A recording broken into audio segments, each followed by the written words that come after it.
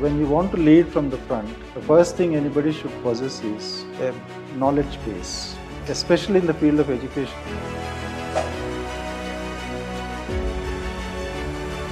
Hello and welcome to Up Close and Personal at Invocate Studio, where we're diving deep into leadership and education equity. I am Riya Mendirata and I'm your host for today. I'm very excited to be joined by Mr. Krishnamohan Akepati ji. He is the secretary of the Mahatma Jyotiba Phule AP Welfare Residential Education Society Schools, and he's been a champion of leading education reform in the state in all of the MJP Society schools, and we're very excited to have him here today. Sir, thank you for joining us on this show. Sir, I want to start by asking you that one question that I'm sure you've already heard so much about today at Invocate, about education leadership.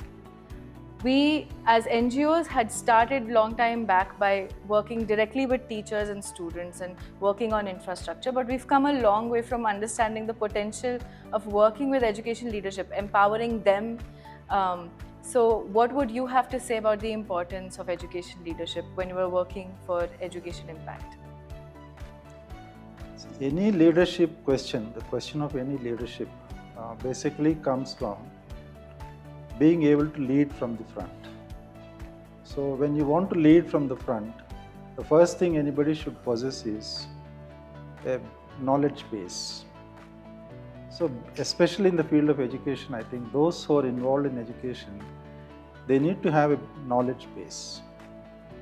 A knowledge base not just to show off your knowledge, but knowledge base which can discern, intelligent discernment of things. So I think I'm using a very broad term. You need to find out the intricacies of each and everything that you're coming up across in your administration or everyday life pertaining to education. So a knowledge base and willingness to learn further, leadership, and being able to mix with others, bringing down your own feelings whenever required, trying to make a team. So all these things, these are all the various components which can make you a leader. Right. And you have to influence people. And how do you influence people, especially in education? You have to influence your teachers, your students, your parents, your co-facilitators, co-administrators. So when you have to influence all these people, the most important thing is your knowledge base, the ability to learn, adjust, accommodate, and also take decisions quickly, flexibly, with a solution-oriented approach. Absolutely. So I think when you have a combination of all these things, you'll be able to excel as a leader in education. Sir, you've shed a lot of light on the power of knowledge base and the fact that we should keep learning. We know that we can accomplish these things by getting involved in partnerships. But tell us about how partnerships have enabled the kind of work that we're able to do today in education impact. See, by knowledge base, I mean what, not that what you have acquired in terms of university education.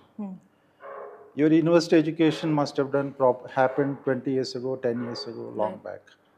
What is happening in the field of education all these years, over the years, new developments may have happened. As a leader, especially in the field of education, it is my responsibility to keep track of what is happening. So because of many other responsibilities, lack of time probably, or other pressing works, I may not have devoted much time to that aspect.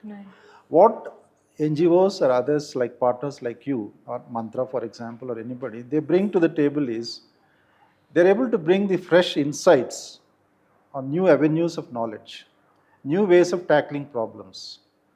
And those are things which we may know, but we are not ready to implement because we don't have full knowledge of those things, complete awareness of those things. So the partners are very important because they bring these fresh insights to the table. And when you are able to learn, you're able to join them and combine these two aspects, your willingness to learn and their insights. I think that's very good for education, especially children and school education. Right. Thank you. Thank you for sharing that, sir. Now we know that you love talking about student voice and the fact that it should be highlighted and utilized when we're making decisions for them. What would you have to say to inspire our viewers and listeners today to continue involving student voices in their work? How have you seen that shift the scope of impact of a project if student voices were involved? My aim and my objective about education has been make the child the center of education. For long, see, different systems have been in place, and for long, the book has been the center of education. I mean, the textbook. Right. Sometimes the teacher has been the center of education. Sometimes the blackboard has been the center of education. Sometimes the pedagogy, the curriculum, all these things have been. Right. So, what the main aspect that is missing is what is a child thinking? What are the feelings of the child? Is a child bored? Is a child involved? Is a child participating? Is a child feeling happy to be in the classroom? These are the things which we are missing a little. So that's what I thought. So making a child, bringing back the child to the center of education, or making the child the center of the classroom, Right. breaking the barriers in the child, whatever the invisible barriers that are there mentally and psychologically. Right. I'm talking about the perspective from the perspective of socially, educationally, economically backward children, because they are the Priority. children who come to our Right. society. So breaking those barriers, making the child the center of education, making education more enjoyable, more delightful, more participative. Right. These are the aims and objectives. So when you make the child the center of education and not other things, they're all a part of it. But when you bring the attention back to the child, and what civil NGOs and others have given us was, Right. they gave us some tools actually. See, you may have an idea of all these things, but how to implement it?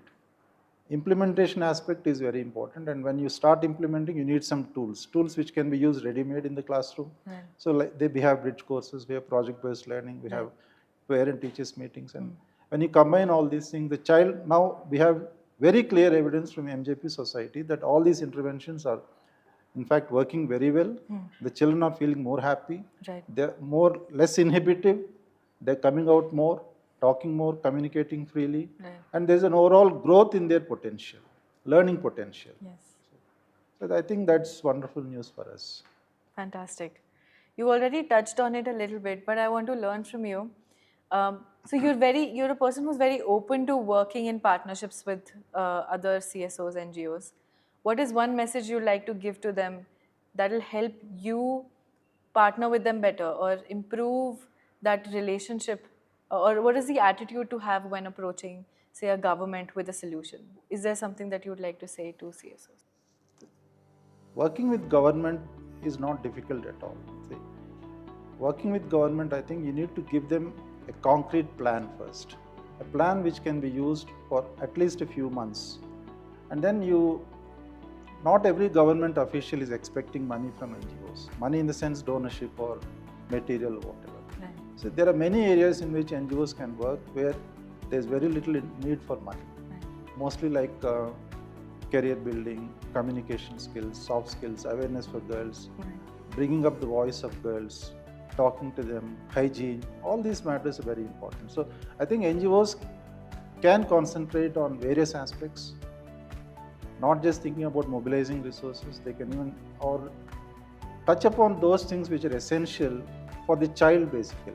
So when you think about the child's welfare, I think many government officials, in fact government itself is very interested in the welfare of the child. Absolutely. So those aspects you can concentrate on.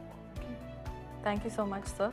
I hope that is helpful to our viewers and listeners. I'm going to now move us to our final round for today, which is a rapid fire round. It's just me throwing some fun questions at you Okay. and respond with whatever comes to your mind. Are you ready, sir? Yeah.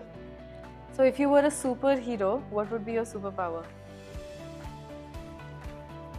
Making the classroom a joyful classroom. That's fantastic. Coffee or tea? Tea always. Are you a morning person or a night owl? Always a morning person. What's the most adventurous thing you've ever done? Climbing Palitana caves in Gujarat. If you could master any skill instantly, what skill would that be? I want to be a novelist. We look forward to your book, sir. Beaches or mountains? Mountains. Mountains or forests? Mountains. Okay. My last question to you is, I know you continuously interact with teachers and visit schools, but what is that one message you'd like to give to all teachers in the country? Keep learning continuously. Don't drop your learning. Don't forget your books, new books, whatever book, you keep learning, keep reading, keep learning. Yeah, fantastic. Thank you so much, sir, for spending some time with us. It was lovely talking to you. Thank you. That is it for this segment of Up Close and Personal at Invoked Studio. We'll see you next time.